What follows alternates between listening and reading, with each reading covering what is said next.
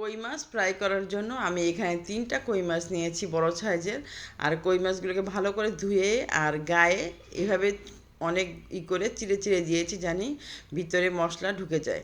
তারপরে আমি দিয়ে দিচ্ছি 1 চামচের মতো মরিচের গুঁড়া, 1 চামচের মতো হলুদের গুঁড়া, জিরার গুঁড়া 1 চামচ, আর রসুন বাটা দিলাম 1 চামচ, আদা বাটা 1 চামচ, আর দিয়ে দিচ্ছি পেঁয়াজ বাটা 1 চামচের মতো, দিয়ে দিচ্ছি সামান্য পরিমাণ লবণ।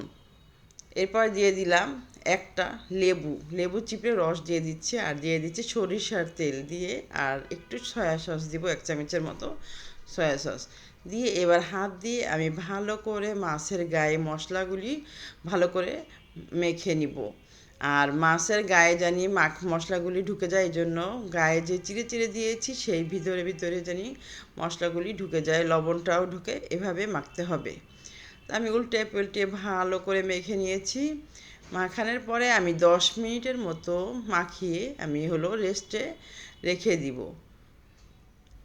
উল্টে পাল্টে ভালো করে আমি মশলাটাকে মেখেছি, এবার আমি রেস্টে 10 মিনিটের মতো রেখে দিব। আর এই মাছ ফ্রাইটা, কই মাছ ফ্রাইটা, তারপরে যে কোনো মাছই ফ্রাই করলে অনেক মজা। তারপর একটা প্যান বসিয়ে আমি পরিমাণ মতো সরিষার তেল আর কিছু সয়াবিন তেল, 2টা তেল একসঙ্গে মিক্সড করে দিয়েছি। দিয়ে তেলটা গরম হওয়ার পরে আমি এক এক করে মাছগুলি দিয়ে দিচ্ছি।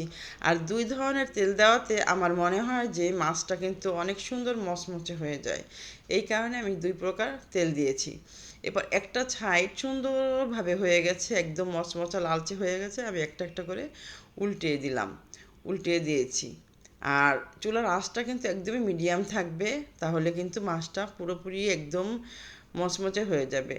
তা মাছগুলি আমার 2টা সাইডই ভালো করে ভেজে তারপর মচমচে করে আমি তুলে নিয়েছি। এরপরে পরিবেশন করলাম, এখানে বেরেস্তা দিয়েছি, দিয়ে পরিবেশন করলাম। কেমন লাগলো আজকের এই?